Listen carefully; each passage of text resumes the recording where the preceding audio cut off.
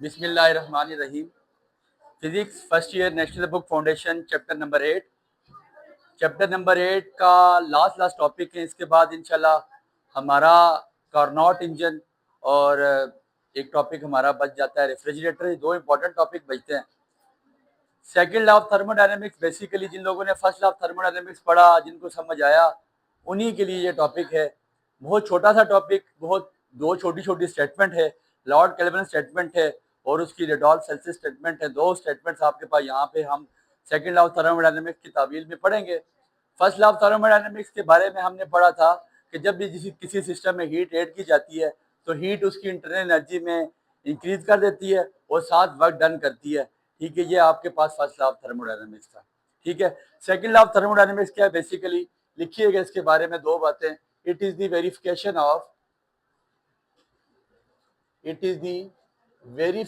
Of first law of thermodynamics. ये basically first law of thermodynamics की verification है। ठीक है जी। इट गिव्स प्रॉपर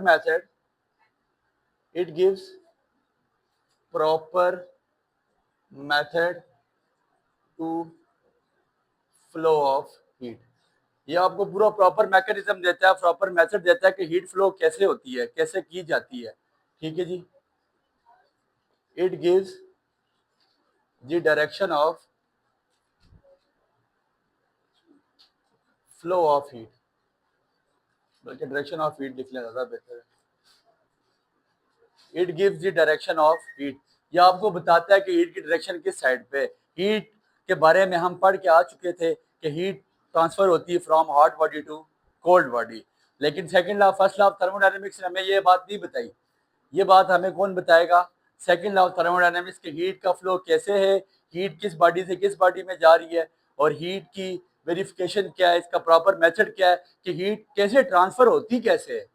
ठीक हो गया। तो सेकंड लॉ ऑफ थर्मोडायनेमिक्स के बीच में दो स्टेटमेंट्स जो आपकी बुक लिखती है। एक स्टेटमेंट जिसका नाम लॉर्ड केल्विन स्टेटमेंट है।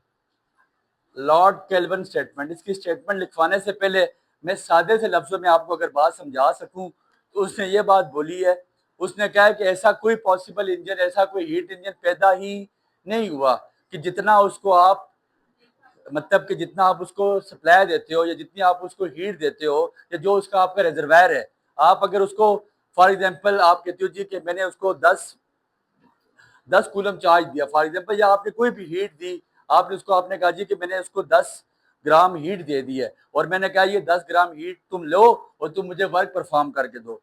तो लॉर्ड केल्विन स्टेटमेंट बोलता है कि ऐसा नहीं होगा कि वो 10 ग्राम की 10 ग्राम हीट ही वर्क परफॉर्म करेगी, सारी हीट वर्क परफॉर्म नहीं करेगी। ऐसा मुमकिन ही नहीं है कि आप सोर्स से हीट दें वो सिंक से रिलीज ना हो। आप देखोगा गाड़ियों का धुआं निकल रहा होता है, ऐसा पॉसिबल ही नहीं होता।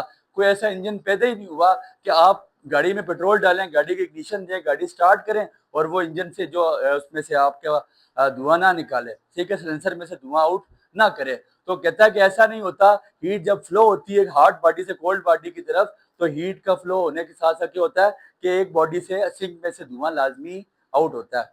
ठीक है, सिंक में से धुआं लाजमी आउट होता है, हीट का अखराज लाजमी होता है। ऐसा नहीं है कि 10 ग्राम हीट दी और वो 10 की 10 ग्राम हीट आपका सारा वर्क ही परफॉर्म करके बैठ जाए, ऐसा नहीं होगा। तो लॉर्ड केल्विन स्टेटमेंट के बारे में लिखिएगा, it is impossible to construct, it is impossible to construct heat engine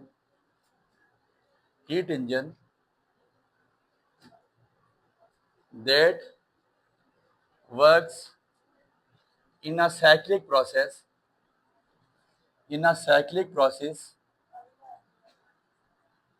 takes heat from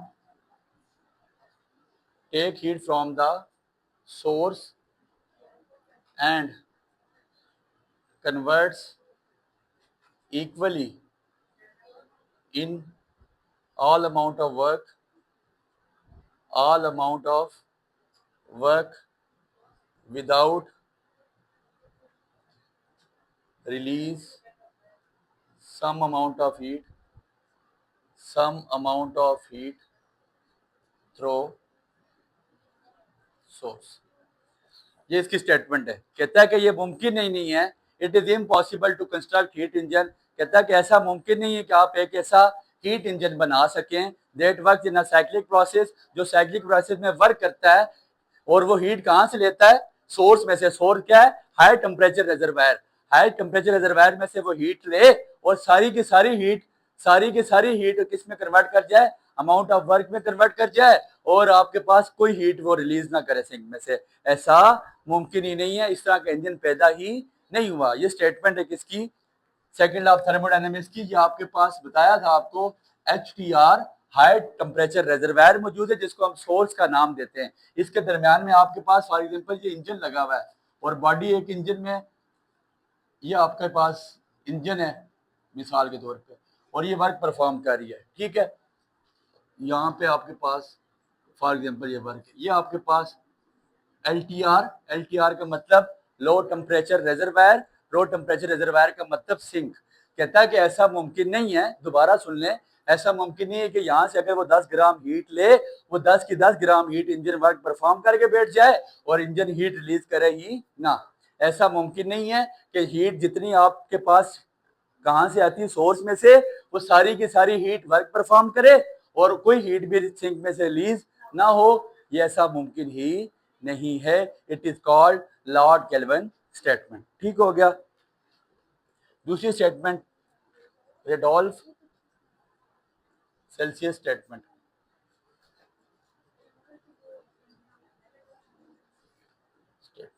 ठीक हो गया। इसके बारे में क्या लिखता है? वो लिखता है इट इज इम्पॉसिबल, लिखिएगा, it is impossible, it is impossible to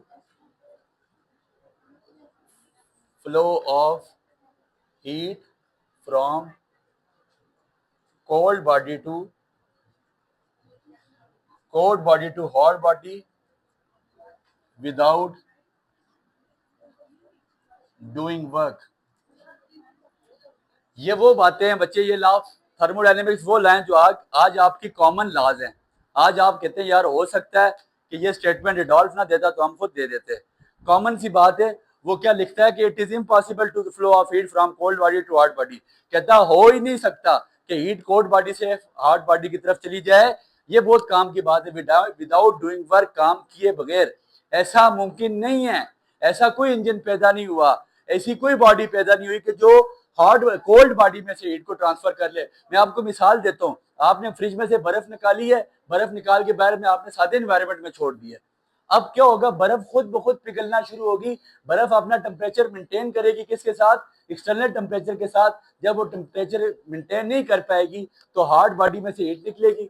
फिर एक और मिसाल ले लें, आपने बर्फ गिलास में पानी भरा, बर्फ उसमें फ्रिज में छोड़ दिया, फ्रीजर में आपने फ्रीजर में पानी छोड़ दिया, किस लिए? कि यार इसको मैंने क्या करना है, बर्फ बनाना है इसका। आपने ग्लास लिया, फ्रीजर में पानी के लिए छोड़ दिया। अब क्या होगा कि पानी में से हीट निकलना शुरू हो जाएगी। आपने देखा होगा आपके फ्रिज के पीछे लगा होता है वो पूरा उसका वो कंस्ट्रक्शन है उसकी, ठीक है, स्टेबलाइजर नहीं है लेकिन वो पूरी कंस्ट्रक्शन है, वहां से हीट ट्रांसफर होती है। आपने अक्सर कभी नोट किया तो आपके घरेलू जो फ्रिज होती है उसकी बैक साइड गर्म होती है बहुत ज्यादा, वहां से वो हीट क्या हो रही होती है, सिंक में से हीट आउट हो रही होती है। हीट आउट नहीं होगी आपकी, कभी भी उसकी वो बर्फ नहीं बनेगी। वो क्या करती है, बर्फ बनती कैसे? आप गिलास पानी फ्रिज में छोड़ते हैं, वहां से जो आपने गिलास छोड़ा था उसके अंदर से जो है ना जो हार्ड टेम्परेचर है वो उसको बाहर निकालती जाती है, और जब उसका टेम्परेचर और फ्रिज के अंदर का टेम्परेचर मेंटेन हो जाता है, सेम हो जाता है, तो वो बर्फ में कन्वर्ट हो जाती है। ठीक है, तो कहता है कि hard body, it is impossible to flow of heat from cold body to hot body. Hot body में से कोल्ड बॉडी में हीट ट्रांसफर हो जाती है। यहाँ पे आग लगी हुई हो, हम यहाँ पे बैठ के आग सेक रहे हो तो आग हमारे तक आएगी, लेकिन हमारी बॉडी की कोल्ड बॉडी की हीट हमारी कोल्ड बॉडी हॉट बॉडी में कभी भी नहीं जाएगी। जा कैसे सकती है? वर्क करके। आप कैसे वर्क कर सकते हैं? आपको याद हो सर्दियों में आपके हाथ ठंडे हुए होते हैं, तो आपके हाथ ठंडे हुए होते हैं, आप रबिंग करते हैं हाथों की आपस में, जब रबिंग करते हैं तो क्या होता है, हीट का फ्लो होता है। हीट की फ्लो की वजह से हीट हॉट बॉडी से कोल्ड बॉडी में ट्रांसफर होती है, जो इसका टेम्परेचर होता है वो इसका टेम्परेचर, और रबिंग फ्रिक्शन की वजह से वैसे भी क्या हो जाता है, फ्रिक्शन की वजह से, रगड़ की वजह से आपकी बॉडी में जो है ना हॉटनेस प्रोड्यूस हो जाती है। ठीक है, तो ये छोटा सा आपके पास लॉ था जिसका नाम सेकंड लॉ ऑफ थर्मोडायनामिक्स है। उम्मीद है बात समझ आई होगी, दुआ में याद रखें।